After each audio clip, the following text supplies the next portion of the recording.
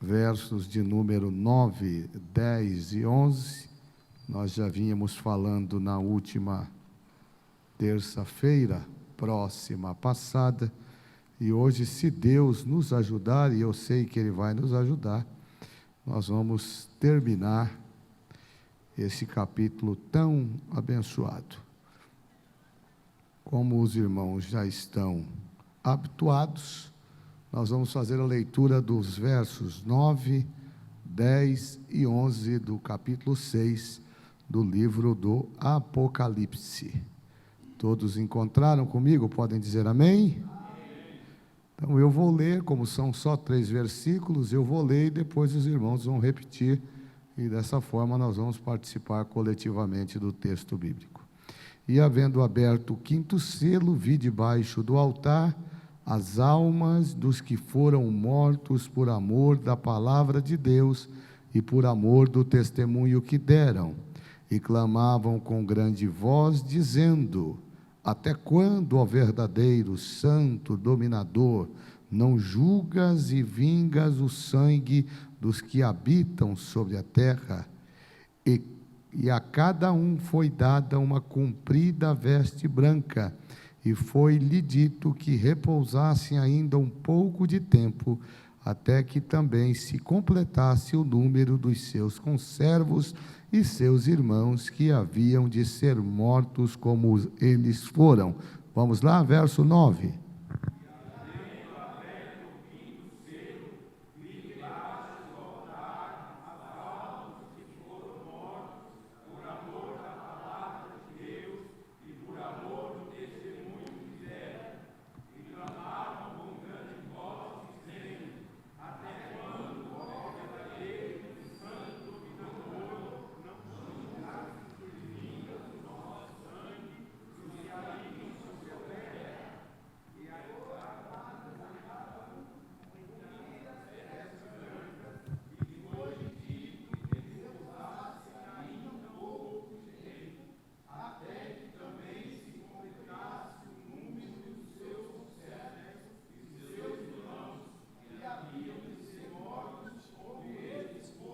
Amém, meus irmãos? Vamos então orar ao Senhor. Pai de amor, bondade e misericórdia, nós queremos te agradecer nesta oportunidade, pelo teu cuidado, pelo teu grande amor, por tua bondade, que a nós tem sido dispensada neste tempo, em tua igreja, nesta cidade, nesse município de Francisco Morato. Senhor, que nós nessa noite possamos mais uma vez nos debruçarmos na tua palavra, e dos céus recebermos a revelação daquilo que o Senhor quer falar ao teu povo. Abre a nossa mente, o nosso entendimento, para que possamos com alegria desfrutar de tudo aquilo que o Senhor tem nos preparado e nos reservado neste tempo, para a glória do nome de Jesus. Amém. Tome assento, meus irmãos. Alegria sempre incomensurável poder receber os nossos irmãos aqui na nossa sede regional, em Francisco Morato, no nosso habitual culto de ensino da palavra de Deus. Eu, na terça-feira próxima passada, tratei com os irmãos acerca da abertura do 5º selo, que de forma muito abrangente nos traz alguns ensinamentos, algumas revelações contidas no livro do Apocalipse. E eu me lembro de forma muito contundente, embora dentro da exiguidade do tempo que nos é dado, nós tratamos de algumas questões envolvendo em primeiro plano o verso de número 9, cuja a redação assim está contida: e havendo aberto o 5º selo, vi debaixo do altar as almas dos que foram mortos por amor da palavra de Deus e por amor do testemunho que deram. Eu falei com muito cuidado para que os irmãos entendessem que esta é uma declaração trazida pelo apóstolo João, quando da revelação que lhe é apresentada no âmbito do arrebatamento que teve. Logo, nós precisamos tomar muito cuidado, porque o livro do Apocalipse, ele é repleto de figuras inanimadas que muitas das vezes não podem e não devem ser interpretadas de forma extrema. E eu vou explicar isto no decorrer da nossa ministração nesta noite. Mas eu quero chamar a atenção dos irmãos ainda no que tange às declarações contidas no verso 9. O verso 9, por exemplo, ele contém aqui algumas informações que são de expressiva necessidade para que possamos compreender o texto que ora nos propomos a ler. Logo, explicar o texto sem respeitar o contexto é abrir um caminho para o pretexto. Por isso que quando você lê a Bíblia, você tem que ler de forma integral o que diz o texto e o que diz também o contexto, porque a base de interpretação do texto é o seu contexto. Não tem como você pegar isoladamente um versículo e colocar aqui um pano de verdade de acordo com a interpretação que você queira dar a ele. Não há possibilidade de isso acontecer. E por quê que não? Porque se você fizer isso, você estará entrando num caminho, numa seara muito perigosa. Quando nós olhamos para o verso 9, nós vamos encontrar aqui pelo menos duas coisas que me chamaram muito a atenção. A primeira é que nós não temos mais a presença daqueles 4 animais, daqueles 4 seres que são apresentados nos primeiros versículos. Talvez ali até o verso de número 8, nós vamos ver João sempre sendo recepcionado por estes animais que o convidam para que veja, para que venha e que veja o que está acontecendo no âmbito desta revelação.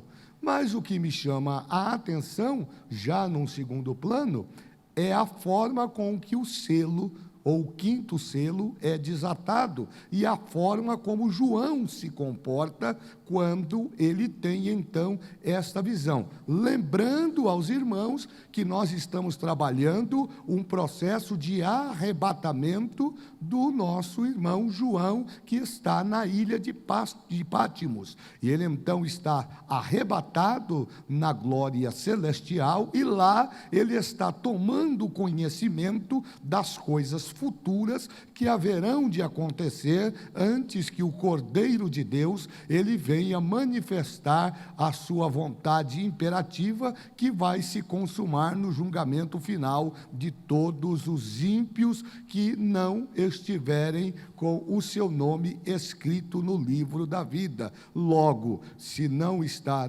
escrito no livro da vida, automaticamente ele é ímpio. Mas abra a sua Bíblia comigo e nós vamos então meditar nesse texto do verso de número 9. Olha o que aqui diz João: e havendo aberto o 5º selo, vi debaixo do altar as almas dos que foram mortos por amor da palavra de Deus e por amor do testemunho que deram. Como é que a gente interpreta isso aqui?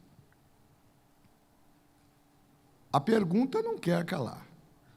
Primeiro, João começa nos dizendo que ele agora está vendo, ele está tendo uma visão, ele está presenciando almas que se encontram debaixo do altar e que, segundo ele, foram mortos por amor da palavra de Deus e por amor do testemunho que deram. Na terça-feira próxima passada, eu provoquei aqui uma situação e eu percebi que ninguém me contestou. E isto é um perigo. porque nem tudo que eu afirmo aqui, eu afirmo no sentido de fazer com que vocês levem ao pé da letra.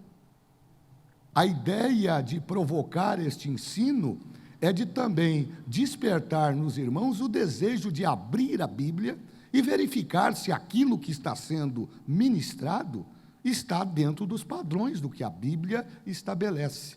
Então, eu me lembro que na terça-feira passada, nós falamos aqui da questão da alma, ou das almas que João está vendo embaixo do altar, e trouxemos duas definições importantes para tentar ilustrar esta visão recebida por João. Mas a pergunta é esta: a visão recebida por João, dessas almas debaixo do altar, elas são de fato uma visão real? Ele estava vendo almas debaixo do altar? E se ele estava vendo almas debaixo do altar, nós podemos então afirmar que depois que nós morremos, a nossa alma continua consciente de tudo o que está acontecendo à nossa volta? Ou esta consciência, ela é limitada para o ambiente para o qual nós sejamos destinados?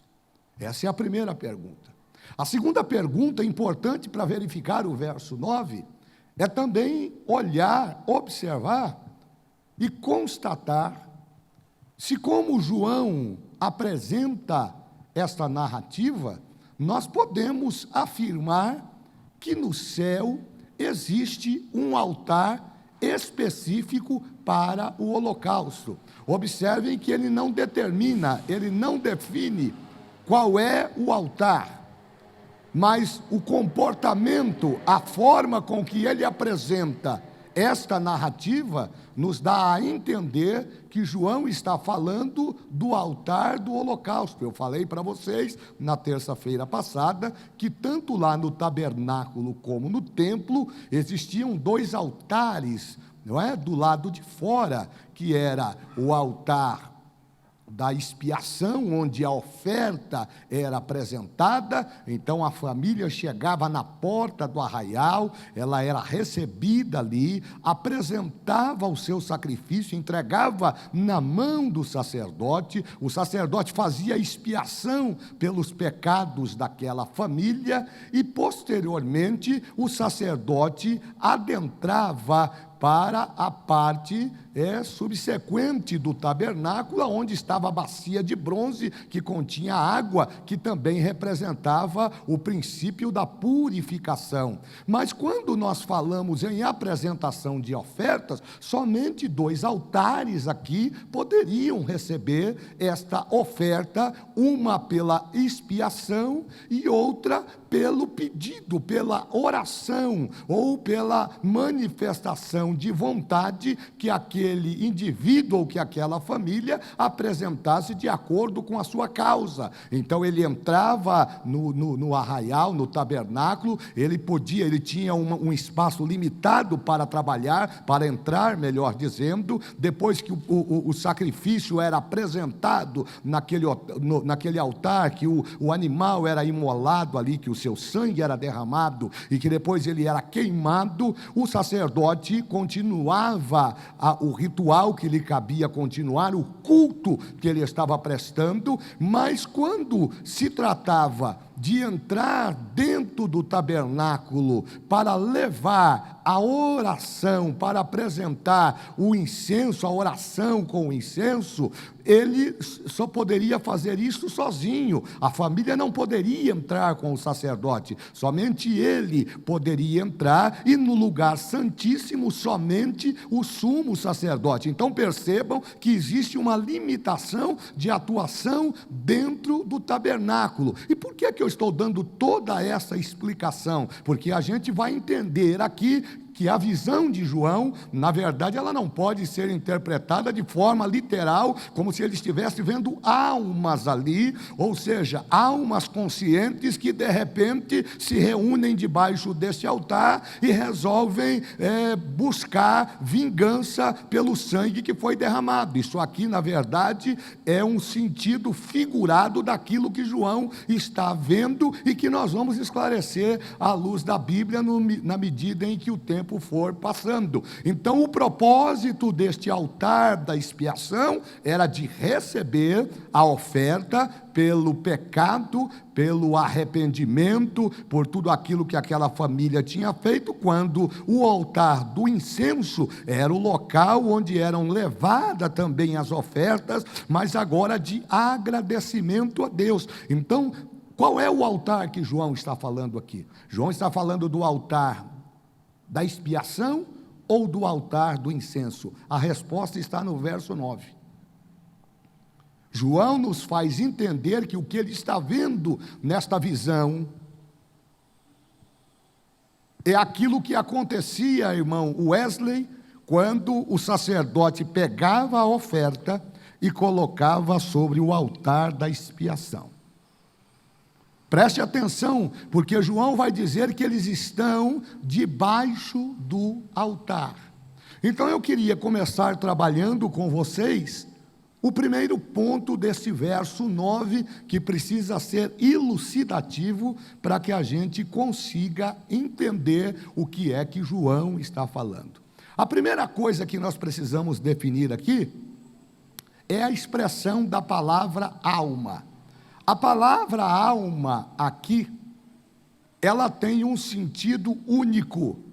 Alma no hebraico, cuja a terminologia quer dizer nesef, ela tem o propósito de mostrar a importância da vida através do sangue. Então, quando você pega a expressão alma no verso 9, e se você tiver uma caneta aí, vai aí uma orientação aí, ó, provinha de rodapé, pega aí, é uma forma de você guardar e nunca mais esquecer isso. Então a palavra alma, que para os gregos é o psique, e no hebraico a tradução dessa palavra, na sua terminologia, na sua etimologia, a expressão neshef, que está atrelado à vida, está também atrelada a sangue.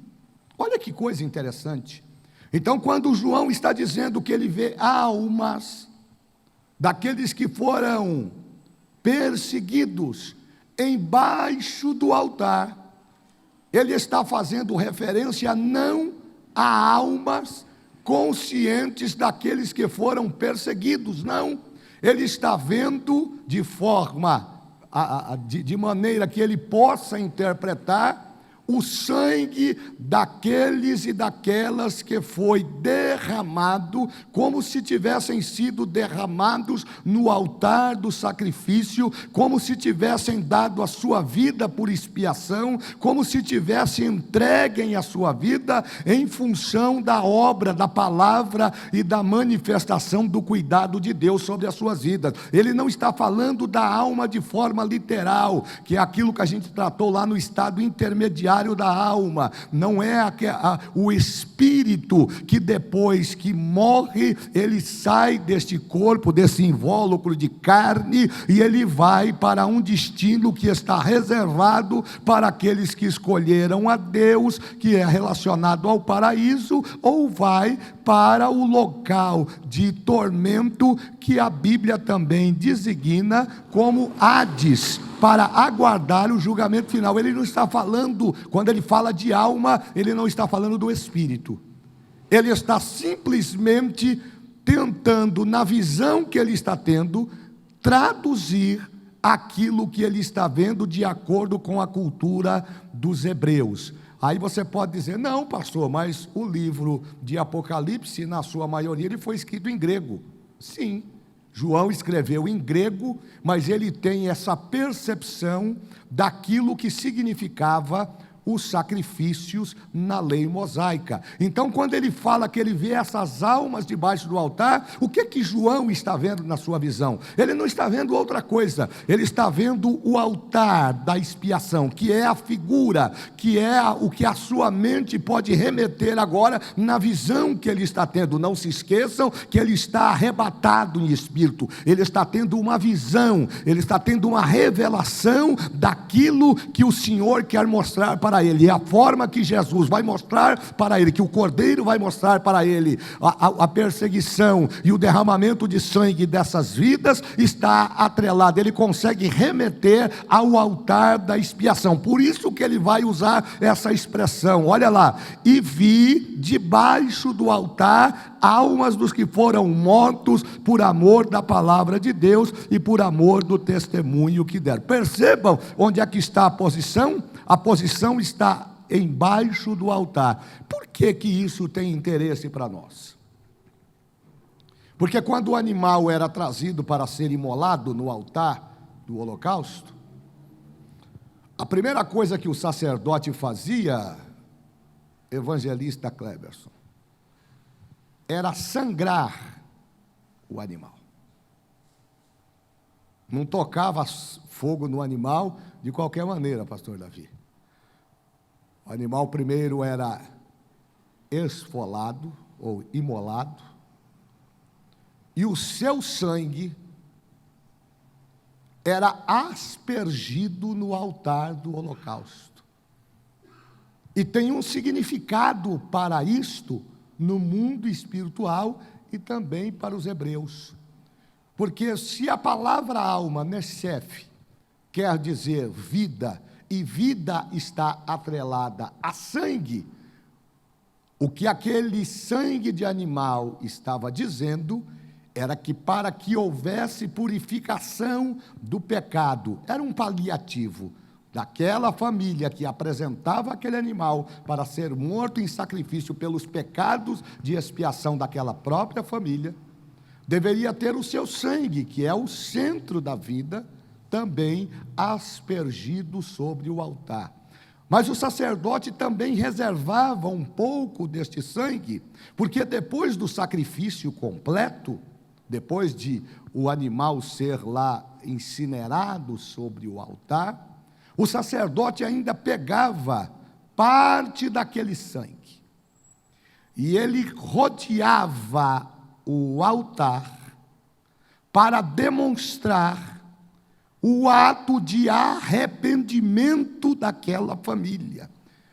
A essência do sacrifício não estava somente em tocar fogo no animal, que era uma oferta, era como um incenso suave, era como se Deus dissesse: eu estou recebendo essa oferta. Mas o que valia a pena ali no sacrifício era o derramamento do sangue, porque para o sacerdote, para a família, a vida estava no sangue, e aí existem proibições na Bíblia com relação ao sangue. Vamos dar uma olhada, porque senão a gente fica falando, e aí a gente tem que tomar cuidado. Porque quando João está falando assim, e vi debaixo do altar as almas dos que foram mortos por amor da palavra de Deus e por amor do testemunho que deram, ele não estava dizendo que tinha um grupo de pessoas lá que morreram e que fizeram um protesto e disseram: e aí Deus, como é que vai fazer? Já estamos aqui todo esse tempo e o Senhor não vai resolver, o Senhor não vai vingar a gente, o Senhor não vai atrás de quem derramou o nosso sangue? Não é isso que ele está falando. João estava vendo o sangue daqueles que entregaram a sua vida por amor ao Senhor. Aí tem um texto bíblico que eu gosto muito. Abra a sua Bíblia aí no livro de Jó. Livro de Jó. Livro poético de Jó. Quem é que vai ler para mim capítulo 16, verso 18?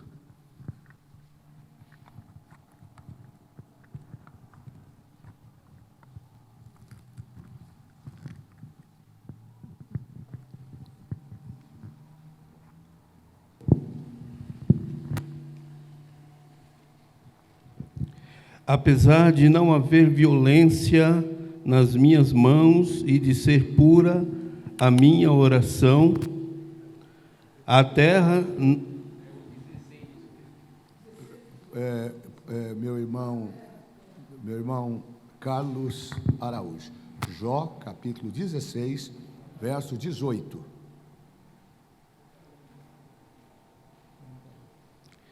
A terra não cubras o meu sangue, e não haja lugar para o meu clamor.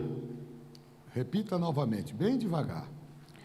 A terra não cubras o meu sangue, e não haja lugar para o meu clamor. O que é que Jó está falando acerca do derramamento de sangue?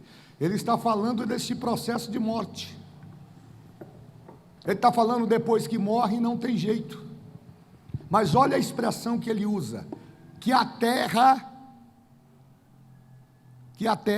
leia novamente aí, irmão Carlos, que a terra, está aqui, ó, a terra não cubra, a terra, tem uma exclamação ali, ó, a terra, não cubras o meu sangue. Jó está fazendo um apelo imperativo, é para alguém que já morreu. A terra, quando a gente morre, a gente vai para onde? Para onde a gente vai? Para onde vai o corpo? Vai para a terra. E depois que morre, tem como reivindicar alguma coisa?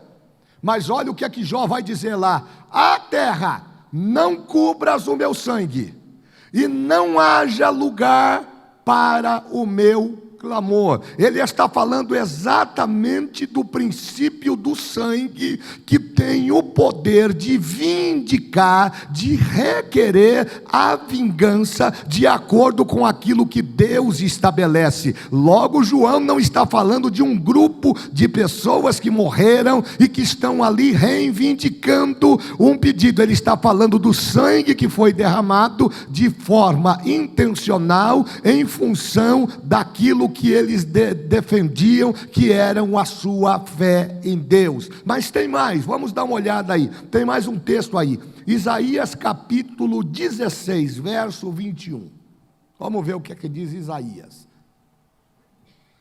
Isaías 16, 21.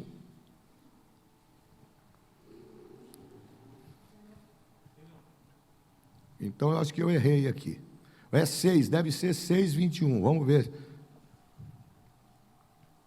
É a correria, né? Deixa eu ver se é isso mesmo antes de ler.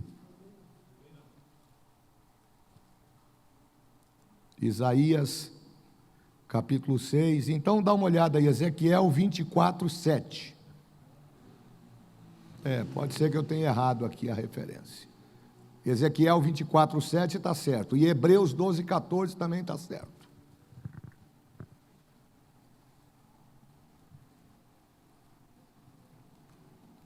Vamos lá. Porque o seu sangue está no meio dela, sobre uma penha descalvada. O poço não derramou sobre a terra para o cobrir com pó. Porque o seu sangue está no meio dela, sobre uma penha descalvada. E pôs e não o derramou sobre a terra para cobrir com o pó. Então aqui nós temos uma referência acerca do sangue que é derramado e cuja terra não tem o poder de encobrir. O que Ezequiel está falando no contexto aqui? Se você olhar no contexto, Ezequiel está falando justamente deste ato de vindicar, de requerer o sangue que é derramado de forma arbitrária. Tem mais um texto. Olha o que é que diz o escritor aos Hebreus, capítulo de número 12, verso 14.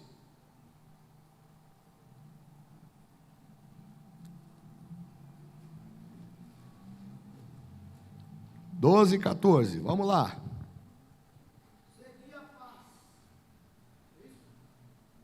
Segui a paz com todos e a santificação, sem a qual ninguém verá o Senhor. Então, muito bem. Eu acho que eu também errei nesse Hebreus 12, 14. Não, mas não pode ser. Então, deixa eu dar uma olhada aqui, que pode ser que eu tenha errado, irmãos. Pode ser que eu tenha errado. Vamos lá. Deixa eu me ver aqui. Não é 12, talvez seja o sangue da propiciação.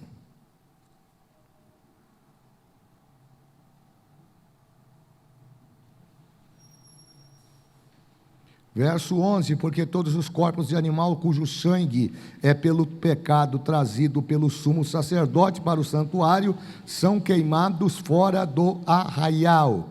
E por isso também Jesus, para santificar o povo pelo seu próprio sangue, padeceu fora da porta. Saiamos, pois, a ele fora do arraial, levando o seu vitupério, porque não temos aqui cidade permanente, mas buscamos a futura. Verso 15, portanto, ofereçamos sempre por ele a Deus sacrifício de louvor, isto é, fruto dos lábios que confessam o seu nome, e não vos esqueçais da beneficência e comunicação, porque com tais sacrifícios Deus se agrada. Então nós temos aqui, capítulo 13, verso 11 ao 16. Então nós temos aqui uma questão muito importante. A ideia de João aqui, ao trazer esta revelação, está extremamente atrelada a uma figura de linguagem que ele vai usar para descrever esta visão que ele está tendo do verso 9 no seu capítulo de número 9, capítulo 6, verso de número 9. Como é que a gente explica então esta linguagem figurada de João, que faz uma afirmação de que ele está vendo almas debaixo do altar, e almas cujo sangue foi derramado por amor da palavra de Deus? A língua portuguesa, ela usa uma expressão que talvez se coadune com o que eu estou falando aos irmãos. Quem é que já ouviu falar aqui a palavra... Barulho que é esse, hein? É a caixa? Ah, tá. Os irmãos já ouviram a expressão prosopopeia? O que é prosopopeia? O Davi, você sabe. Puxa aí o dicionário aí. O senhor é pregador. Prosopopeia. Vocês ficam tudo me olhando com cara de ué, né? O que é isso aí, pastor? Prosopopeia. Bom, eu fui buscar a definição dessa palavra no dicionário, e a palavra prosopopeia, que vai ser aplicada aqui no verso 9 do capítulo 6, do livro de Apocalipse, diz o seguinte: prosopopeia nada mais é do que a fala e sentimentos que se relacionam a objetos inanimados. Então, prosopopeia, o significado cabal dele é fala e sentimentos que estão relacionados a objetos inanimados. Pastor, dá um exemplo. Dou. Um exemplo bem prático do nosso cotidiano. O meu coração pula de alegria. Pular. Dá para o coração pular de alegria? Estou perguntando. Dá para pular de alegria? Sim ou não? Estou perguntando. Dá para o coração pular de alegria o músculo? Uma prosopopeia. Aquilo que a gente olha na Bíblia, Jesus dizendo lá, ó, olha aqui, ó aqui, ó, como a gente se engana. E se eles não clamarem, as pedras clamarão. A pedra é um objeto inanimado, ela clama.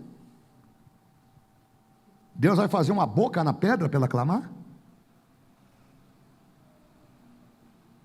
Então, o que João está usando aqui? Ele está usando uma linguagem figurada para levar-nos à compreensão daquilo que significa a visão que ele está tendo dentro da sua linguagem do cotidiano. Ele está pegando as experiências que ele tem, o conhecimento que ele tem da língua hebraica, e ele está aplicando numa linguagem figurada aquilo que ele está vendo. Então, quando ele está falando da alma lá, eu repito, ele não está falando de pessoas que morreram, mas ele está se referindo ao sangue das pessoas que foi derramado, como se num altar de expiação, por amor à obra de Deus.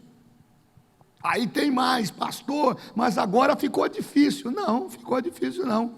Ou seja, quando ele usa essa expressão, ele está dizendo a alma daqueles que foram mortos. Ele está dizendo, eu estou vendo, numa linguagem para a gente entender aqui, o que ele está dizendo quando ele usa essa expressão, a alma daqueles que foram mortos. Traduzindo a sua visão, ele está dizendo assim, ó, eu estou vendo o sangue dos santos, eu estou vendo o sangue daqueles que foram imolados, daqueles que foram sacrificados, daqueles que tiveram a sua vida tolhida com violência, por amor da palavra de Deus. Agora, semana passada, um amigo meu que está na Índia, não é um missionário que veio aqui, um amigo meu que está na Índia, que também é missionário pela missão Kairos, do saudoso pastor Valdemar. Ele me mandou um vídeo, agora, semana passada. Vocês sabem que a Índia está lançando um processo de perseguição aos cristãos neste tempo. Tanto é verdade que o missionário Mário, quando veio aqui, uma das condições para que nós trouxéssemos ele, é que não fosse feita divulgação em rede social. E por quê? Porque a preocupação dele, lá ele trabalha, tanto ele como a esposa, e eles usam do expediente do trabalho, tanto dele como da esposa, para que com essa atividade profissional, eles possam propagar o Evangelho. Vocês sabem que a Índia é um país extremamente difícil no âmbito da religião, são muitos deuses, muitas culturas, e eles agora lançaram, já de muito tempo, mas agora intensificaram uma perseguição acirrada contra aqueles que se denominam cristãos. E o que eles estão fazendo? Eles entram nas aldeias, eles entram nas casas e eles arrancam as pessoas para fora e eles condicionam, ou a pessoa nega a fé ou elas perdem a vida. E recentemente, aí, acho que 2 semanas atrás, eu até pensei, mas a gente tem que ter coragem, eu não sei se isso aqui seria interessante, mas uma cena muito forte, de um grupo de cristãos sendo levado a uma praça central, em um vilarejo distante de Nova Delhi, lá na Índia, e levados à praça pública, esses cristãos, eles são indagados pelo seu algoz: você vai negar a fé cristã e abraçar a religião indiana, ou você vai se manter nessa posição? E à medida em que os cristãos falavam que mantinham a sua fé em Deus, eles tinham a cabeça decapitada. Isso não é história de filme, está acontecendo lá agora. Na África, nós temos uma realidade muito forte. Os movimentos destes separatistas, daqueles que defendem a sua religião, também lançam perseguições e tocam fogo, incendiam as pessoas vivas. Nós temos, por exemplo, agora, na Janela 1040. A Janela 1040, para quem não conhece, é um mapeamento que as agências missionárias fazem para demonstrar os países que repugnam e que perseguem de forma veemente o Evangelho de Jesus. Aonde não entra o Evangelho, ou entra com muita dificuldade. Então esses países são marcados e denominados como Janela 1040. Quando o missionário ouve falar da Janela 1040, ele sabe que aquele país ele é resistente ao Evangelho e que eventualmente, estando naquele país, ele está correndo risco de vida, porque a religião daquela nação, inserida nessa Janela 1040, pode a qualquer momento requerer a sua lealdade à religião local. Nós temos outros inúmeros exemplos, não estou nem falando ainda das perseguições que ocorreram lá no 1º século, e eu pretendo aí falar um pouquinho ainda sobre isso. Então são inúmeras as ações que justificam e que sustentam a visão trazida por João, mas numa linguagem figurada, porque se a gente sair daqui acreditando que depois que morre, a gente fica com consciência de saber quem está devendo para a gente, de saber quem falou mal da gente, de saber quem foi que prejudicou a gente, aí não precisa de céu. Uma outra coisa que a gente precisa entender é que no céu não tem altar da expiação, lá é o céu, e no céu não tem ninguém, não tem alma no céu, ninguém que morre vai para o céu, quem morre vai para o paraíso, só vai para o céu quando Jesus vier buscar a igreja, aí ele vai cumprir o ritual do casamento e vai levar a sua noiva consigo, e aí vai entrar nas mansões celestiais, e lá a igreja estará com ele para sempre. Por hora nós morremos e aguardamos o período de satisfação, de alegria, consciente sim, mas com uma consciência trabalhada para o ambiente espiritual onde nós vamos ser colocados. É simples assim, porque se a gente pegar esse texto aqui e dizer que essas almas aqui fizeram uma espécie de reunião e foram lá diante de Deus e disseram: o Senhor precisa vingar o nosso sangue, aí nós estamos enrolados, porque nós estamos então apresentando um Deus que de fato trabalha com o instituto da vingança para se autossatisfazer. Deus vai vingar o sangue dos inocentes? É lógico que vai, ele vai porque ele é o supremo juiz, ele é o supremo senhor, ele dá oportunidade de arrependimento às pessoas, mas a vingança de Deus aqui pertence a ele. Nós não temos como influenciar, nós não temos como pedir, nós não temos como colocar como condição para que Deus faça isso. E por quê? Porque isso já está determinado à luz da palavra de Deus.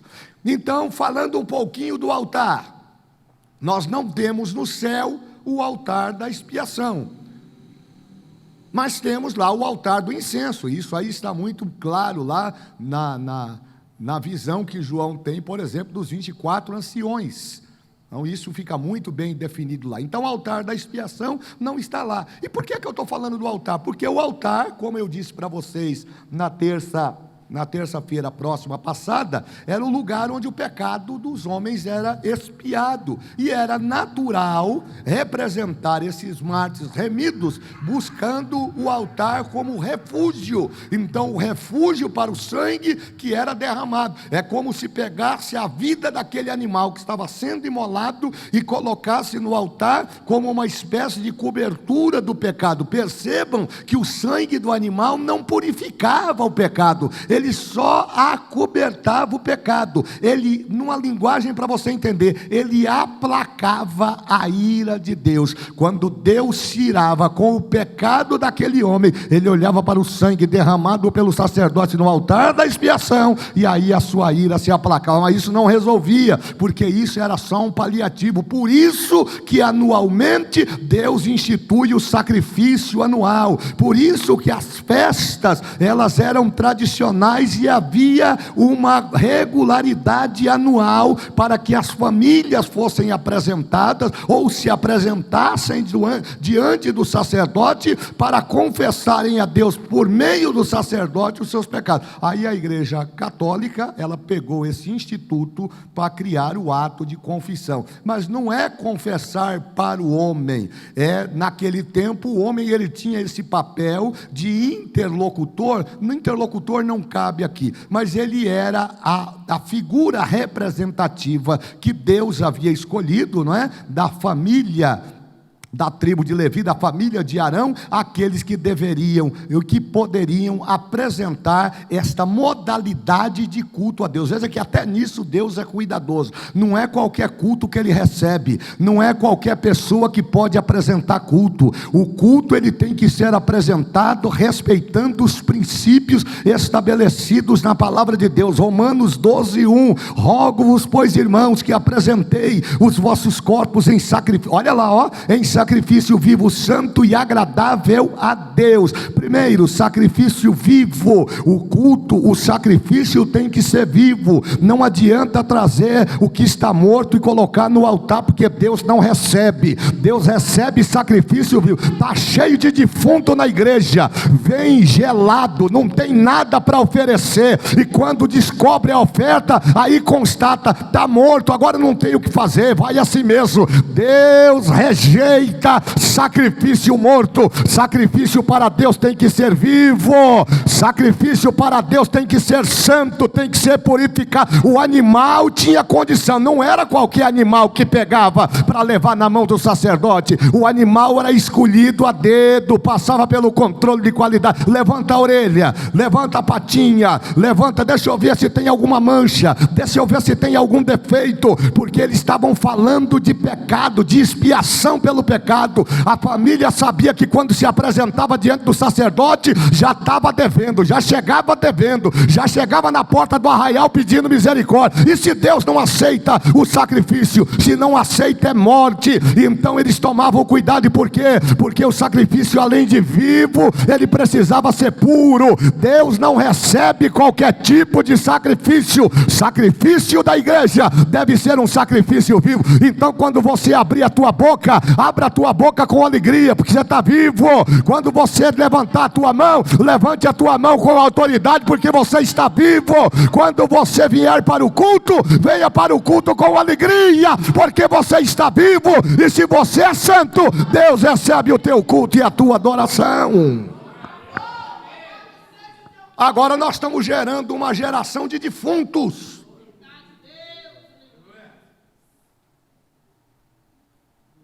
Com a vida fora do altar. Sabe por que essa igreja não está cheia aqui hoje? Não é que a palavra é ruim, que o pastor é ruim. É que os crentes estão mortos mesmo, pastor Valdemar. Morreu todo mundo. Morreu. Morreu. Está tudo morto. Ô pastor, o senhor está dizendo que os crentes morreram. E eu estou com muita dificuldade de acreditar que quando Jesus vier, aliás, ele falou, né? Quando ele vier, será que vai ter fé na terra? Então esta é uma grande observação que o texto de João está nos atrelando. É lógico que ele está falando aqui de perseguição. Vamos lá. Então nós temos dois altares. Primeiro altar, vamos ver se eu não errei a referência, né? Primeiro altar, Levíticos capítulo 1, verso 6.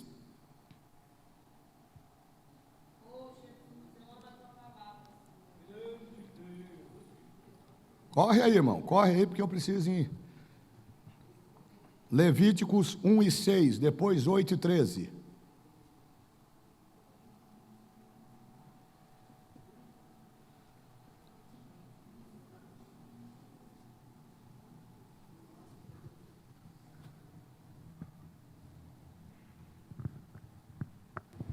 Um e 6. Então esfolará o holocausto e o partirá nos seus pedaços. Muito bem. Então ele está falando de como é o procedimento. Agora leia 8 e 13.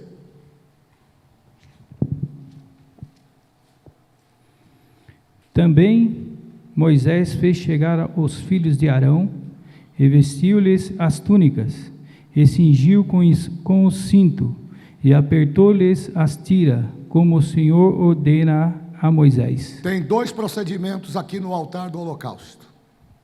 Primeiro, a forma como o animal deve ser cortado, e como cada pedaço deve ser depositado sobre o altar. 1 e 6, repita aí novamente, pastor Aguinaldo. 1 e 6, correndo. 1 e 6, correndo. 1 e 6, 1 e 6, 1 e 6. 1 e 6, vamos lá. Então, falou mais o Senhor a Moisés, dizendo, 1 e 6, irmão Aguinaldo.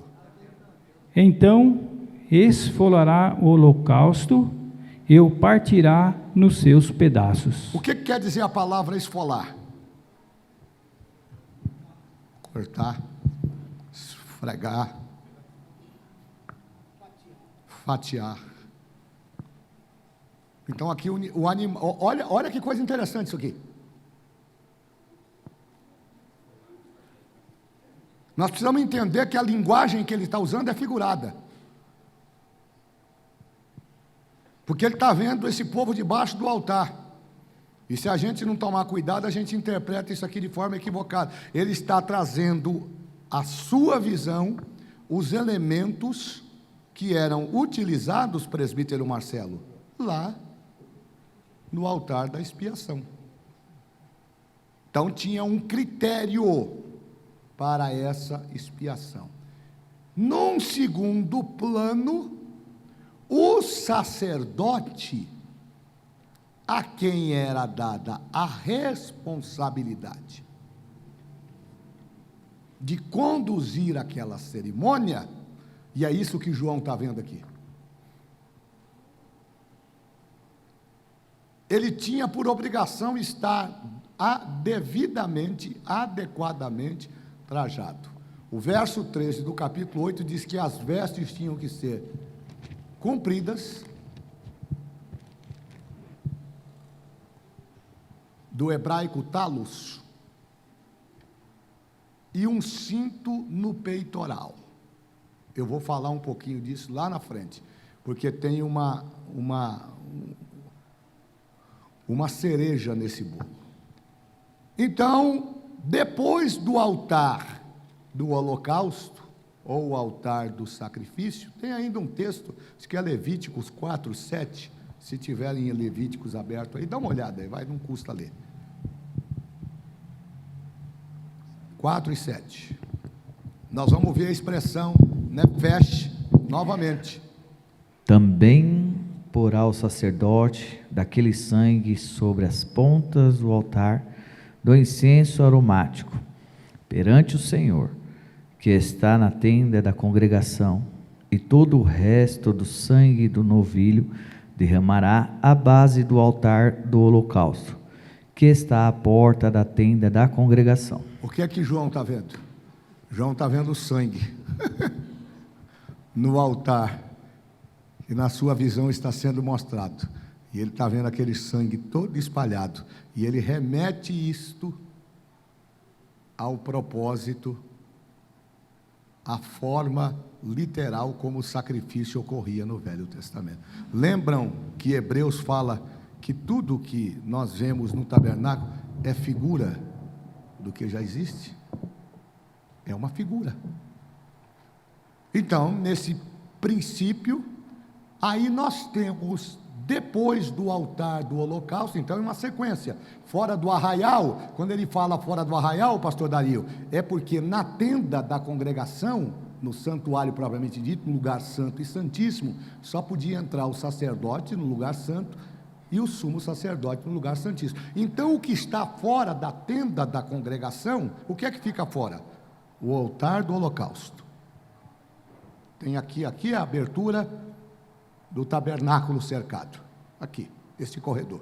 Na entrada está aqui o altar do holocausto. Na sequência do altar do holocausto, o que é que vem? Qual é o segundo instrumento que lá está? Qual é o segundo instrumento móvel que lá está? A pia de bronze, onde tinha água, estão do lado de fora. E o que é que está do lado de dentro, que só o sacerdote pode levar? O altar do incenso. Observaram que ele pega o sangue, ele derrama nas bases do altar. Leia para mim de novo Levíticos 4 e 7, está lá, Levíticos 4 e 7, também porá o sacerdote daquele sangue sobre as pontas do altar do incenso aromático, perante o Senhor, altar que está na tenda da congregação. Ele está dentro, na tenda da congregação, e todo o resto do sangue do novilho derramará à base do altar do holocausto, que está à porta da tenda da congregação. Então o que ele faz? Ele tira o sangue do animal, irmão Marcelo, ele vai até a tenda da congregação, ele entra dentro da tenda, e ele pinga parte daquele sangue do animal que foi esfolado e que foi imolado, e que está sendo oferecido em expiação pelos pecados do povo, daquela família que lá está. Depois ele volta, e com o restante do sangue que lá está, porque sangue nefesh, alma, quer dizer vida, sangue, vida, alma, sangue, vida. Então dá até ali, é um trio, alma, nefesh, sangue, vida. Quando a Bíblia fala de vida, ela está falando de alma. Por isso que os animais são almas viventes, porque é o que faz o animal de fato exercitar a sua vida corpórea, é essa manifestação do próprio sangue. Por isso que o sangue, ele é sagrado, e Deus não permite, por exemplo, que use o sangue, animais sacrificados, comer comida com sangue. Por quê? Porque o sangue é sinônimo de vida para Deus. Então, sangue, vida. Alma, sangue, vida. Toda vez que você ouve a expressão alma, não do psique lá do grego, não. Alma, o Marcelo conhece, é psicólogo, sabe o que isso quer dizer, não é? O Sigmund Freud, por exemplo, define essa questão da psicologia lá. Então, sangue, alma, Nefesh, irmão Aurilécio, alma, sangue. Alma igual a sangue, sangue igual a vida. O que é que João está vendo aqui no verso 9 então? Ele está vendo o sangue daqueles que foram perseguidos, daqueles que foram imolados, daqueles que foram jogados, daqueles que foram escorraçados, daqueles que foram desprezados pelo amor da palavra de Deus. Esses dias eu vi na internet um pregador lá na Praça da Sé, que pregar aqui é bom, irmão, é fácil demais. Quero ver se você é bom lá na Praça da Sé. Não, na Praça da Sé não, me equivoquei. Na Avenida Paulista, lá no metrô Trianon. O obreiro estava cheio de Deus. E aonde chega a palavra de Deus, as trevas se incomodam. E o camarada levantou a mão para dar um tapa no pregador. Ele veio para trás e a palavra de autoridade. A imprensa diz que não teve coragem, mas eu tenho uma outra interpretação. O que houve ali foi a mão de Deus pelo poder da palavra. O intento era bater, mas Deus não deixou. Mas e se batesse? Fique tranquilo, porque quando chegar o dia do acerto, tudo isso será trazido a juízo. Louvado seja Deus. Vamos avançar. Então, qual é o papel do altar do incenso? Agora eu quero falar um pouquinho com vocês. Salmo 142. Vamos lá, vamos entender o que serve o altar do incenso. Já que o senhor falou do altar da expiação, o senhor não tocou na pia de bronze, porque não é esse o objetivo, o objetivo pelo processo da expiação, porque a expiação está atrelada ao sacrifício do animal e à oração que deve ser depositada no altar do incenso. É isso que João está vendo lá no verso 9. Ele está vendo o altar do incenso, não é o altar da expiação, não. O altar da expiação é o que ele traz, essa figura inanimada, né?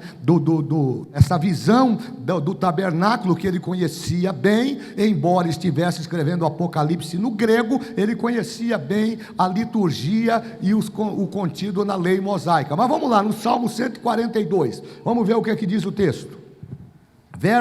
Salmo 141, melhor dizendo, desculpe, 141, verso 2. Suba a minha oração perante a tua face como incenso, e seja o levantar das minhas mãos como sacrifício da tarde. Então pronto, o que é que o sacerdote fazia? Depois desse procedimento, recebe, esfola, parte o animal, coloca lá no altar, vai dentro do tabernáculo, lá da tenda da congregação, asperge lá no altar do incenso, um pouquinho daquele sangue e volta, continua o sacrifício e depois ele rodeia todo aquele altar com o sangue daquele animal. É isso que João está vendo aqui. Agora nós temos uma outra questão, porque o verso 9 também vai dizer, o verso 10 vai dizer o seguinte, quem pode ler o verso 10 aí para mim? Vamos correr aqui agora. Verso 10 do capítulo 6 do livro de Apocalipse.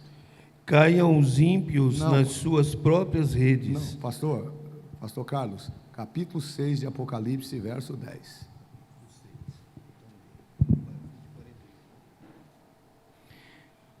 E clamaram com grande voz, dizendo: até quando, ó verdadeiro e santo dominador, não julgas e vinga o nosso sangue do que habitam sobre a terra? Nós temos aqui de novo uma prosopopeia. O sangue clama, irmãos.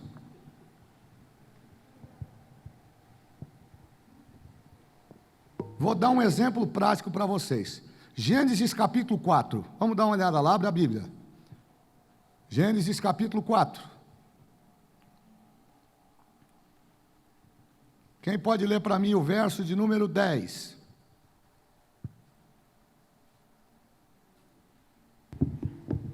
E disse Deus: que fizeste? A voz do sangue do teu irmão clama a mim desde a terra. Olha que coisa interessante. Deus indagando Caim acerca do que ele havia feito com o seu irmão. Ué, mas Deus não sabia que Caim tinha matado Abel? Não era mais fácil Deus falar assim: vem aqui, por que você matou o seu irmão? Agora, veja aqui a prosopopeia. O sangue clama? Da forma que Deus se expressa, a ideia é que ele clama.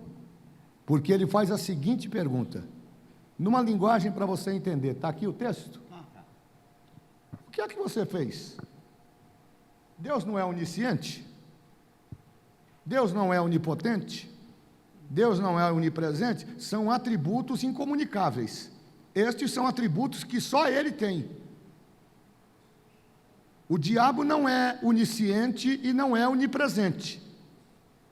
E por quê? Porque estes são atributos exclusivos de Deus, e um dia eu vou tratar aqui sobre os atributos comunicáveis e incomunicáveis. Mas esse aqui são atributos incomunicáveis de Deus: onisciência, onipotência, onipresença. Agora, o diálogo aqui é entre quem? Deus e Caim. E por que Deus está fazendo uma pergunta para Caim? O que é que você fez, Caim? Olha o que é que Deus diz: a voz do sangue. O sangue não tem voz, mas Deus sabia que o sangue de Abel derramado, cujo o significado nefesh, alma, que está atrelado à vida, tinha sido tolhido por Caim por conta da sua inveja. Preste atenção, porque aqui nós vamos aplicar novamente o texto de Jó, capítulo 16, verso de número 18. A voz do sangue. O que é que Deus está dizendo quando Ele fala a voz do sangue? Ou seja, a voz do sangue do teu irmão clama a mim desde a terra. O que é que Deus está falando para Caim? Deus está falando o seguinte: Caim, o que é que você fez? Eu não fiz nada, Senhor, porque a gente sempre passa a responsabilidade para o outro. Não, você fez alguma coisa, porque o sangue do teu irmão está pedindo que eu faça justiça. O sangue do teu irmão foi derramado, e ele está pedindo que seja feita justiça. Então, pedir justiça você pode, o que você não pode é pedir vingança, porque a vingança só pertence a Deus. Louvado seja o nome de Jesus. Então, já vou aproveitar aqui e abrir um parênteses. Se tem alguém que está te dando trabalho, se tem alguém que, aquela oração de macumbeiro: Senhor, mata ele, tira ele do meu caminho. Não, meu irmão, suporta ele, ame ele, e entenda que Deus, no momento certo, Ele sabe como trabalhar, Ele sabe como colocar as coisas no lugar, e Deus é especialista em ouvir a voz do sangue daqueles que sofrem perseguição por causa do seu nome, e Ele é poderoso para fazer justiça. Não é a justiça dos homens, é a justiça dele. Alguém diz aí que a justiça de Deus tarda, mas não falha. Eu não acredito nisso, porque Deus não chega adiantado e não chega atrasado. Deus só chega na hora de pedir prestação de conta. E aqui ele pediu prestação de conta para Caim, e Caim se enrolou com a resposta que deu. Qual é o sentido então deste capítulo 6, versos 9 e 10? O sentido é de que o que João está vendo, com estas almas que se encontram debaixo do altar, é exatamente o número daqueles que morreram por amor da palavra de Deus. E eles pedem justiça de dia e de noite. Salmos 79. Esse é o último culto do ano de 2023. Para você que acha que a justiça está demorando, Salmos 79, verso 5 ao verso 10. Até quando, Senhor, indignar-te para sempre? Arderá o teu zelo como fogo? Derrama o teu furor sobre as nações que te não conhecem, e sobre os reinos que não te invocam o teu nome, porque devorará a Jacó e assolará as suas moradas. Não te lembres das tuas iniquidades passadas, apressa-te, antecipem-se-nos as tuas misericórdias, pois estamos muitos abatidos. Ajuda-nos, ó Deus da nossa salvação, pela glória do teu nome, e livra-nos e perdoa os nossos pecados, por amor do teu nome. Porque diriam os gentios: onde está o seu Deus? Torne-se e manifeste entre as nações à nossa vista a vingança do sangue derramado dos teus servos. Salmo 42, Davi fugindo de Absalão, ele faz uma oração desesperada. Ele chega a dizer que a sua angústia é tão grande que um abismo chama outro abismo. Lá é Davi fugindo de Absalão. Aí ele diz assim, quando ele vai atravessar em fuga de Jerusalém, para se esconder com o resto do que sobrou do seu reino, que ele sai correndo, ele deixa tudo no seu palácio, ele deixa suas concubinas, ele deixa a sua riqueza, e ele sai temendo pela sua vida, com poucas pessoas que o acompanham. E de repente ele é obrigado a passar por um ribeiro de águas, e a sua atenção é chamada quando ele vê uma corça correndo naquele ribeiro. E no Salmo 42 ele diz: assim como a corça clama pela corrente das águas, assim a minha alma. Ele está dizendo que o Absalão está derramando sangue inocente por absoluto egoísmo, por querer sobrepujar o trono que não foi dado a ele.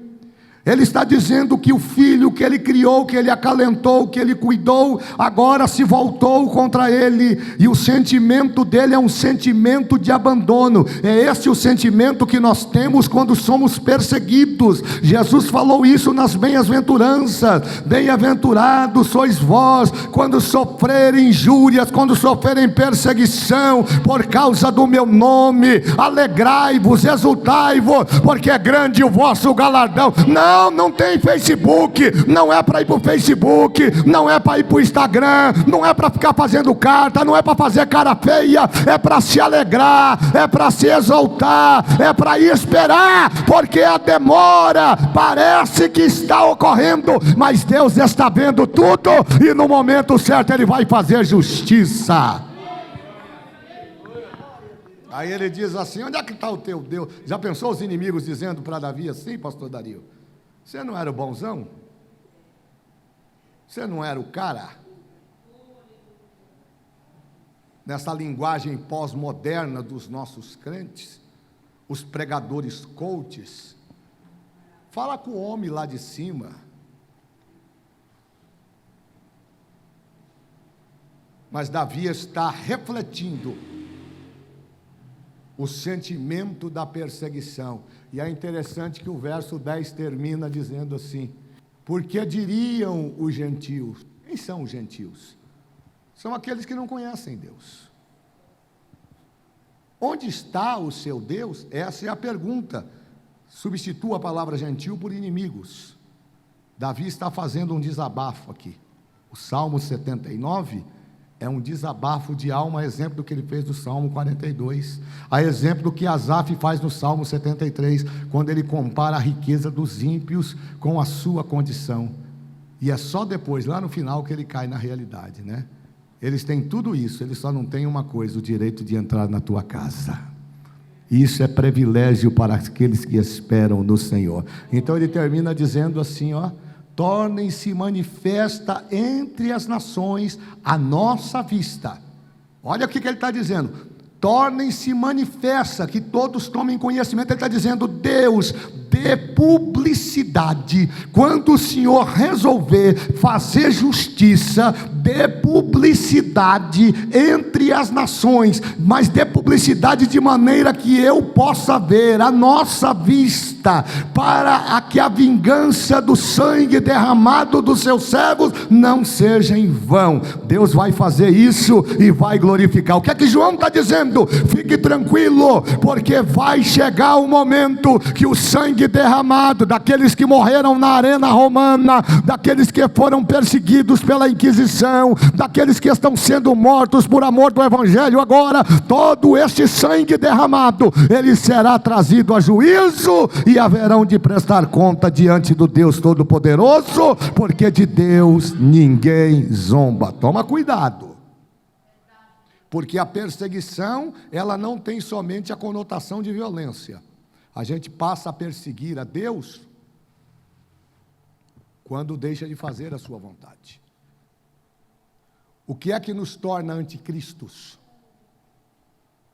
O ato de nos tornarmos antagônicos à vontade de Deus.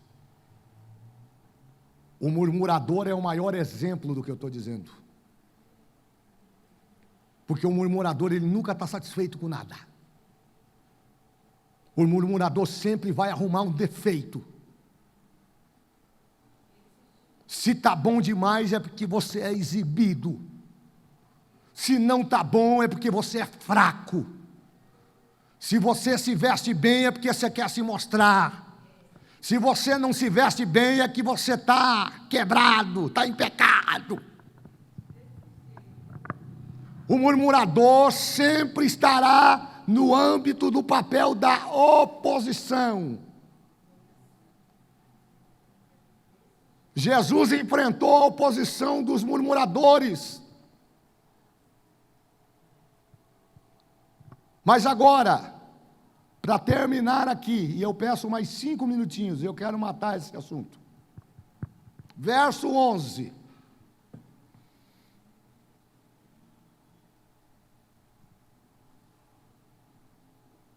E a cada um foi dada uma comprida veste branca, e foi-lhes dito que repousassem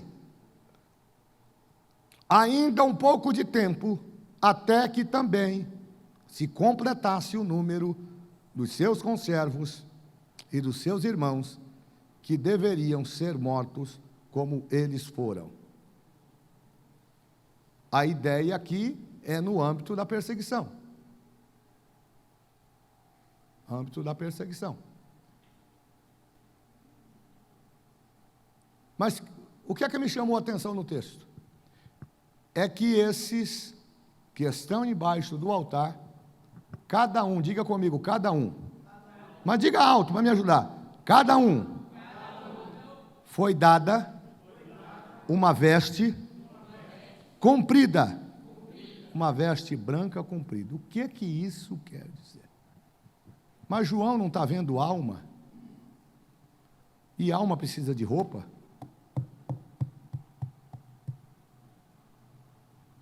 É mais uma prosopopeia. Porque roupa também, ela tem o sentido na Bíblia, roupa branca ou vestes brancas, tem o sentido de justiça de Deus.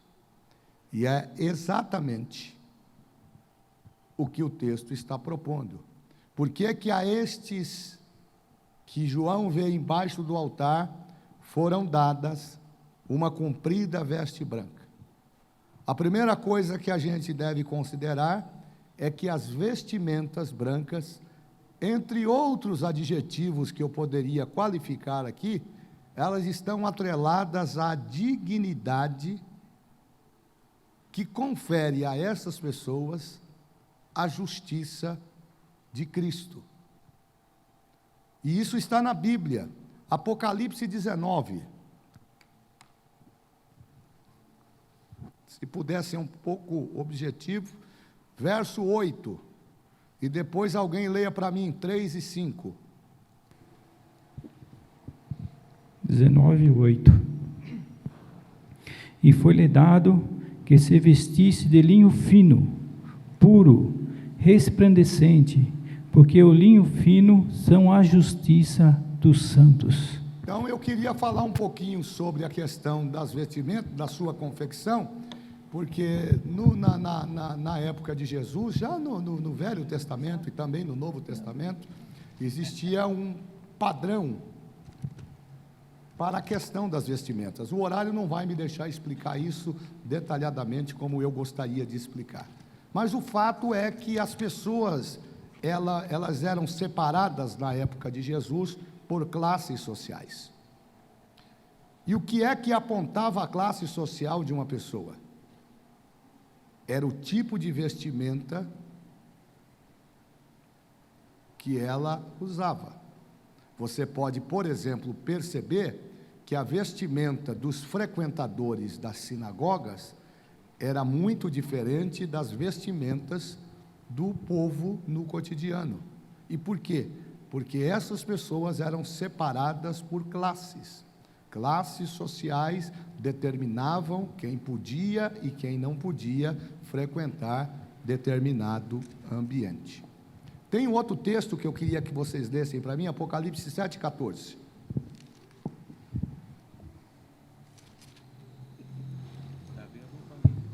Sete e 14. Vamos lá, irmãos. E eu disse-lhe: Senhor, tu sabes. E ele disse-me: esses são os que vieram de grande tribulação, e lavaram os seus vestidos, e os branquearam no sangue do Cordeiro. Então tem uma coisa interessante, tem uma pérola aqui, tem uma pérola. Uma vez que a roupa determinava a classe social das pessoas nesse contexto em que João vivia, e João sabia muito bem disso,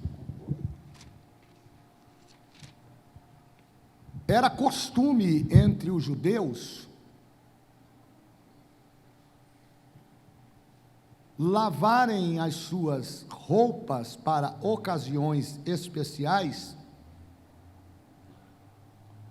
quando a ocasião fosse de fato especial. Hoje você vive o mundo da moda, da tendência, tudo gira em torno da moda. Antes a gente usava aquelas camisetas Hering, né? Quem é do tempo da camiseta Hering sabe o que eu estou falando.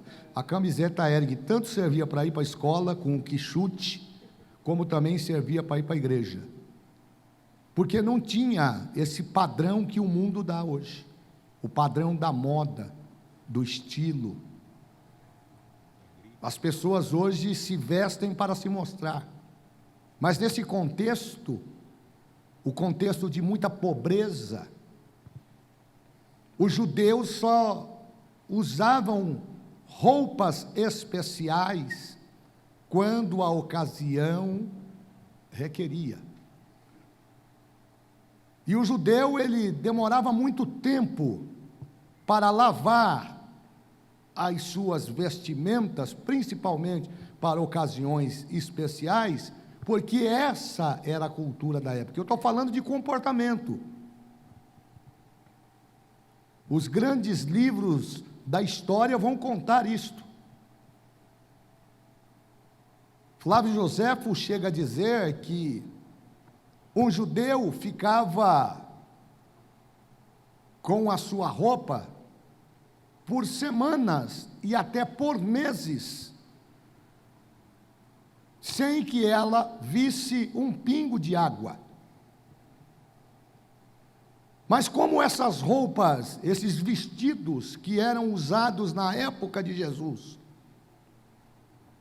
eles tinham a sua fabricação de acordo com a classe social de cada indivíduo, somente aqueles que tinham poder econômico e financeiro que usavam os melhores vestidos. E para ocasiões especiais, o vestido de linho era uma marca registrada para este judeu que tinha posses, de mostrar que ele tinha posses. Mas ele também era cuidadoso no que tange a questão do cuidado desta vestimenta. Até meados do primeiro século, os turcos ainda usavam, pastor Davi, esse expediente. Eles costuravam nas oficinas vestidos que são tradicionais daquela região e que até hoje se usam lá. E depois que eles costuravam aquele vestido de linho, eles precisavam dar uma tonalidade a estas vestes. Então eles costuravam uma gama de vestidos, e depois de um determinado período tomando sol, esses vestidos eram levados para fora da oficina, e do lado de fora da oficina haviam tachos com uma espécie de tinta com coloração branca. Eles pegavam aqueles vestidos, colocavam dentro daquele líquido, e quando aqueles vestidos saíam, eles saíam brancos, branquinhos, branquinhos, branquinhos. E aí eles então eram entregues para serem comercializados, e aquela comercialização iria determinar a condição de cada um. O poderia ser linho, poderia ser um tecido, todos eles passavam por esse processo de esbranqueamento, todos eles, tanto linho como qualquer outro tipo de tecido. Agora, sabe qual é o nome que se dá a essa expressão usadas pelos turcos de afundar o tecido naquela tinta branca? Sabe qual é o nome que se dá? Batismos, que quer dizer mergulho.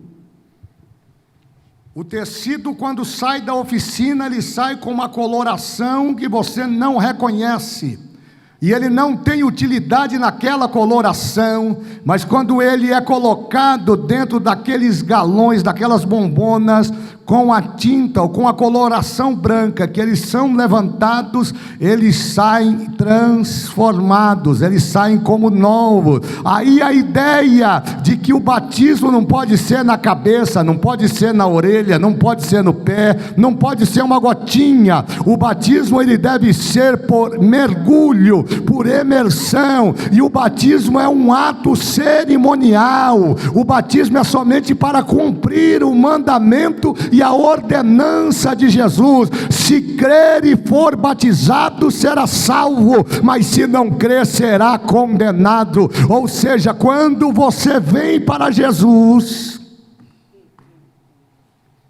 você vem que nem aquele tecido, sem eira e sem beira. Que cor que é isso aí? Não sei, está muito sujo. Lembram lá de Zacarias, capítulo 3, verso 10? O diabo falou, entrou lá para acusar. Ei, Josué, está fazendo o quê? Pode estar aí não, rapaz. Mas por que eu não posso estar aí? Rapaz, você não tem vergonha mesmo, né? Você não está vendo a cor da tua roupa, não? Capítulo 3 de Zacarias, está lá. Aí o coitadinho do obreiro ficou desesperado. Mas aí Deus que está... Eita, aquilo fala de graça, irmão. Aquilo fala de graça, de misericórdia, de perdão. A gente não merecia nada, mas aí Deus manda o anjo, e o anjo entra lá no templo, e ele diz assim, ó, vai lá e troca a veste do homem, troca a veste dele, coloca a veste nova, coloca chapéu novo, coloca tudo novo, e faz ele entrar diante do templo novamente, que eu vou me manifestar. Era assim o meu estado e o seu estado, mas aí Jesus veio e nos deu um banho de graça. O pecado, aí ele diz assim, Paulo diz, aonde abundou o pecado, superabundou a graça. É como se a gente fosse mergulhado naquele sangue carmesim, e quando a gente sai purificado para glorificar e bendizer o nome do Senhor. Ou seja, vestes brancas fala de justiça, fala de perdão. Veste branca fala de remissão de pecado. Eclesiastes 9. Sejam sempre alvas as tuas vestes. Justiça. E nunca falte óleo sobre a sua cabeça, é um binômio. Não adianta ter veste limpa e não ter óleo na cabeça, não adianta ter óleo na cabeça e não ter a veste limpa, um é em conjunto do outro. E agora João vai aparecer aqui dizendo: e a cada um foi dada uma comprida veste branca. O que é que João está dizendo? Que todos aqueles que são embaixo do altar estão lá legitimamente, ninguém entrou pela porta do fundo. Esses em especial estão lá porque foram perseguidos, mas como prêmio da soberana vocação vão receber uma nova roupa, uma nova vestimenta, e o nome do Senhor vai ser glorificado. É por isso que no 7,14 o João pergunta: mas quem é esse povo que está aí? Essa multidão de vestido branco? Aí Jesus fala: esses são aqueles, João, que estão vindo lá da grande tribulação, que não negaram, que não voltaram atrás, que se manteram fiéis, e que agora receberão a vestimenta para cumprir. E tem mais um segredo: vestimenta na Bíblia, ela não tem somente o símbolo de cobrir nudez. 2,25 de Gênesis. O que aconteceu aí, obreiro? Não, eu me escondi porque eu estava nu. Acho que é 2,25, é 3, alguma coisa lá de Gênesis. Mas quem falou para você que você estava nu? Aí o texto diz que eles pegaram folhas de figueira para cobrir a nudez. Eu achei tão interessante a expressão de João, porque a ideia desta vestimenta branca é a mesma dada lá no Gênesis. Eles escolhem roupa, eles escolhem folhas de figueira, pastor Valdemar, porque eles estão com vergonha. Mas a folha de figueira, ela seca, e a vergonha continuará aparecendo. Então a expressão, quando você lê a expressão vestes brancas, ela não é só um símbolo de justiça para cobrir a nudez ou a nossa vergonha corporal. A roupa, ela tem uma função mais específica. Deus, quando olha para o homem, para o casal, com folhas de figueira, Ele diz: isso não vai dar certo. E aí Ele dá o primeiro sinal de que um animal vai ser imolado, para que através da sua vida, a alma nefesh, sangue igual à vida. Através da sua vida, Ele proverá cobertura. A Bíblia diz que Deus traz pele de animal. Se Deus traz pele, Deus não tinha uma confecção de pele. Ele só arrumou essas peles porque esse animal foi sacrificado. O que é que Deus estava dizendo? Satanás, você enganou o homem, mas eu vou te dar a resposta. Eu vou te dar o caminho, como é que o homem vai ser introduzido na minha presença novamente, sem que eu tenha que descumprir a palavra que eu mesmo estabeleci. Eu falei aqui domingo que Deus vela pela sua palavra. 55 de Isaías diz que assim como a chuva que desce, como as águas que correm, assim é a palavra dita, ela não volta para o Senhor vazia, antes ela cumpre aquilo que apraz ao nosso Deus. Jeremias, o que é que você está vendo? Eu vejo uma vara de amendoeira, vistes bem, porque eu velo pela minha palavra para que ela se cumpra. Então, a roupa aqui, ela não tinha somente o âmbito de cobrir a nudez. A roupa aqui, ela tinha o propósito de proteção. Essas almas agora estão sendo vestidas como sinal da justiça de Cristo, porque Cristo, quando desceu, lembram que Paulo diz aos Filipenses, capítulo 2? Sendo Deus, não teve por usurpação ser igual a Deus, aniquilou-se a si mesmo. Sabe o que ele fez, pastor? Ele tirou as suas vestes reais. Lembram quando João fala lá, no Apocalipse? Quando ele vê a figura do Senhor da igreja, com vestes brancas, os pés como latão reluzente, os olhos como chama de fogo, um cinto, um peitoral.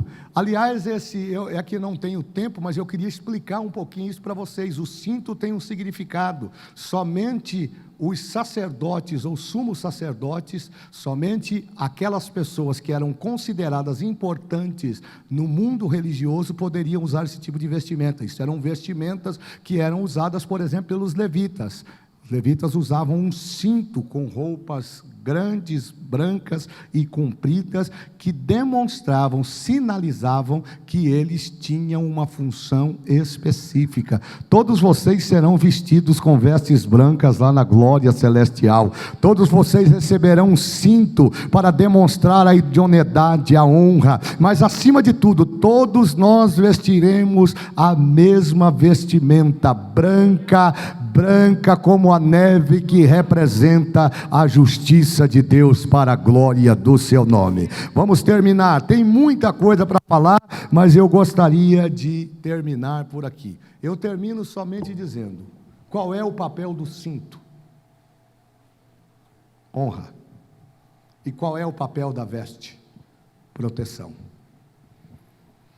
Jesus vai nos dar vestes brancas, que é o sinal da nossa proteção. E não é a roupa, viu, irmãos? Porque se fosse a roupa, o médico não precisaria fazer sacrifício nenhum. O enfermeiro, o pai de santo, tudo eles usam branco. Mas é o sentido que esta tonalidade no mundo das cores tem para representar a justiça de Deus. Que Deus abençoe vocês. Eu espero que vocês tenham tido a oportunidade de, pelo menos, gravar algumas coisas importantes nessa gama de estudos que nós propusemos, atreladas à doutrina das últimas coisas. Eu desejo que os irmãos estejam aqui o ano que vem, e se Deus assim nos permitir, nós estaremos continuando este projeto de ensino da palavra de Deus pela via da sistematização, tematizando os nossos cultos de ensinamento e as nossas aulas, para que os irmãos possam crescer tanto na graça como no conhecimento.